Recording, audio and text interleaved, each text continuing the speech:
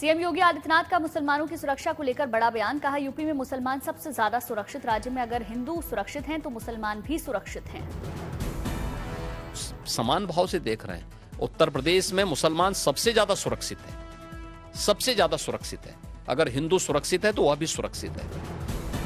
Bulldozer action पर बोले CM योगी। कहा, लोगों को उसी भाषा में बात समझानी चाहिए जो वो समझ सकें। तो बहुत बार कानून के दायरे में रहकर के उनको सबक भी सिखाया जाता है। जो जैसे समझेगा उसको उसी भाषा में समझाना चाहिए। मथुरा को लेकर बोले यूपी के सीएम योगी आदित्यनाथ। कहा, हम कोर्ट के आदेश का पालन कर रहे हैं, नहीं तो अब तक बहुत कुछ हो गया होता। अयोध्या को लेकर बोले सीएम योगी। कहा, पहले अयोध्या अपनी पहचान के लिए मोहताज था, दीपोत्सव के आयोजन से अयोध्या की पहचान मिली है।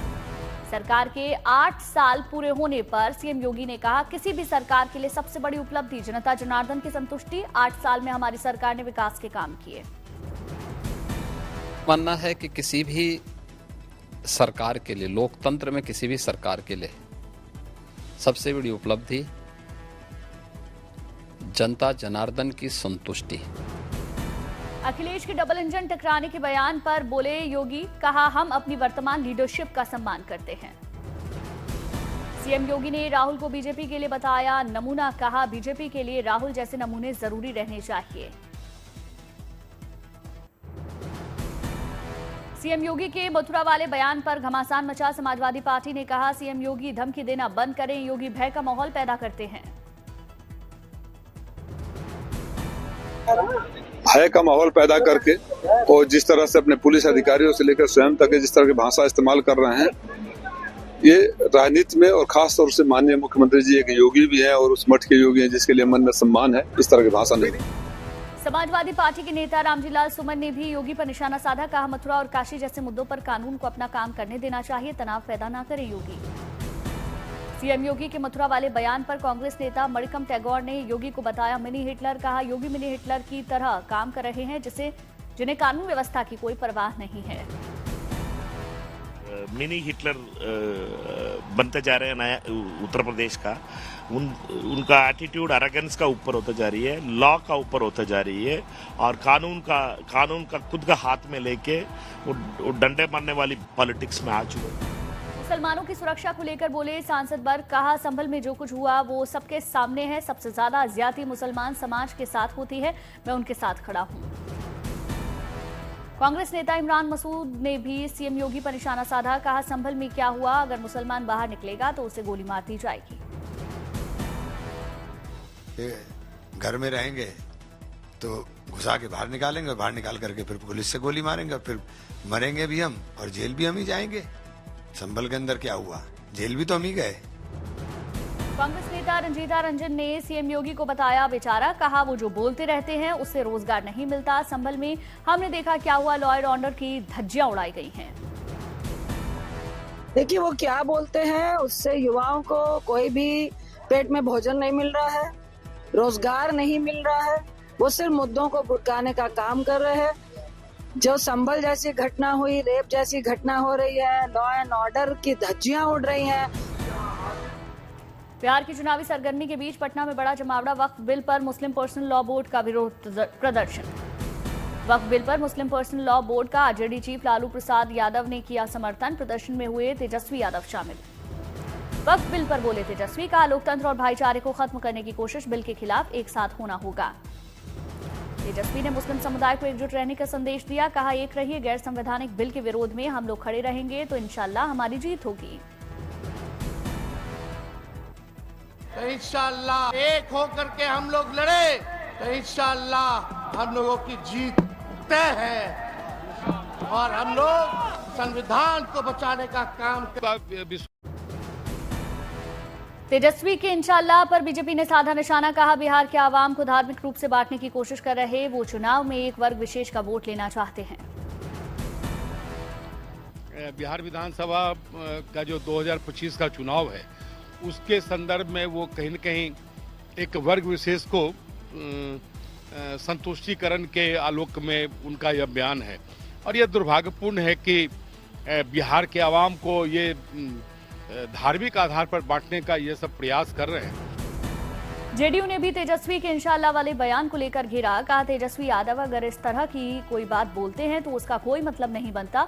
हम लोग सभी जाति सभी धर्म को लेकर चलने वाले हैं। वक्फ को लेकर धरना प्रदर्शन पर बोले बीजेपी नेता प्रवीण खंडेलवाल, जेपीसी ने अपनी रिपोर्ट सौंप दी, अब सदन को तय करना है। वक्फ के हाथ पर जमीन हथियाई गई, अब ऐसे काम पर रोक लगाना जरूरी है। सरकार की यह मंशा बड़ी स्पष्ट है कि वक्फ के जरिए लोगों का भला हो, वक्फ वास्तव में वो काम करे जिसके लिए वक्फ बनाया गया है। बदलता पंजाब की थीम पर मान सरकार ने पेश किया चौथा बजट। 2.5 लाख करोड़ रुपए के करीब का राज्य का बजट। मान सरकार ने लोगों को दी 10 लाख तक के मुफ्त इलाज की सौगात। नशे के खिलाफ छेड़ा बड़ा अभियान। सीमा पार से ड्रग तस्करी रोकने के लिए 110 करोड़ रुपए किए जाएंगे खर्च। पंजाब सरकार के वित्त मंत्री ने बताया कि राज्य के टैक्स रेवेन्यू में हुआ 14% का इजाफा। मोहाली में नया डायल 112 हेडक्वार्टर के लिए 53 करोड़ रुपए आवंटित हुए। इमरजेंसी रिस्पांस व्हीकल के लिए 125 करोड़ रुपए आवंटित। सुरक्षा व्यवस्था पुख्ता करने पर सरकार का जोर। मान सरकार ने खेलों के बजट में रिकॉर्ड वृद्धि की। स्थानीय खेल इंफ्रास्ट्रक्चर को किया जा रहा मजबूत। हर गांव में खेल मैदान में और 3000 गांवों को इंडोर जिम का निर्माण होगा।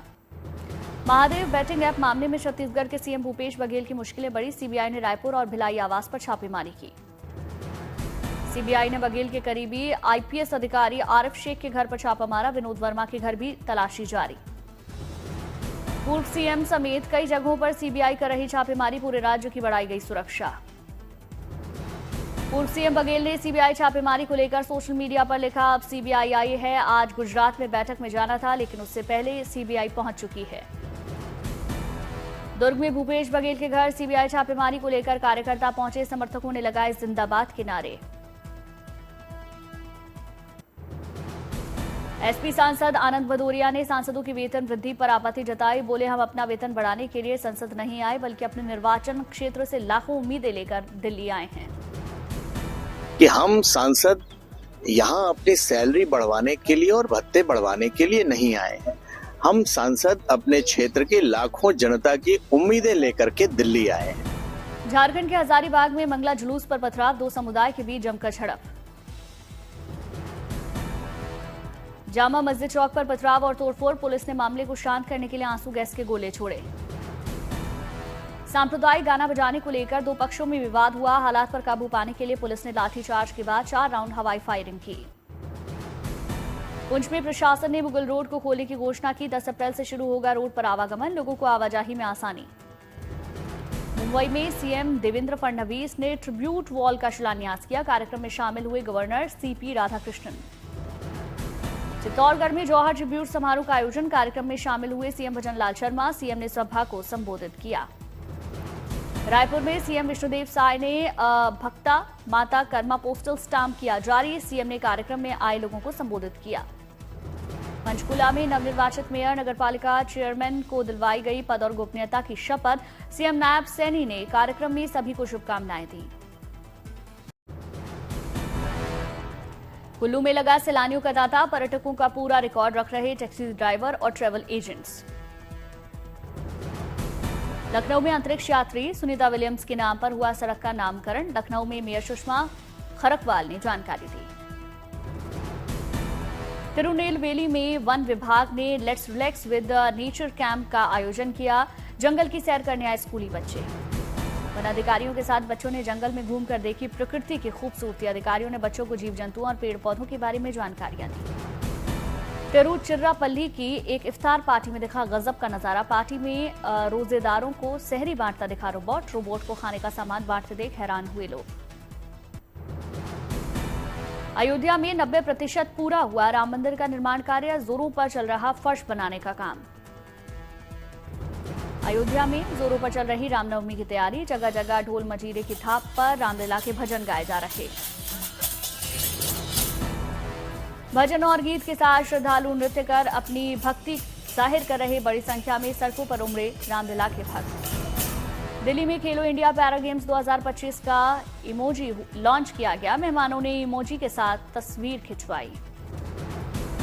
भोपाल में सीएम मोहन यादव ने महात्मा गांधी लेप्रोसी आश्रम का दौरा किया। समर्थकों ने आश्रम में सीएम का स्वागत किया। सीएम ने बुजुर्गों पर पुष्प वर्षा की।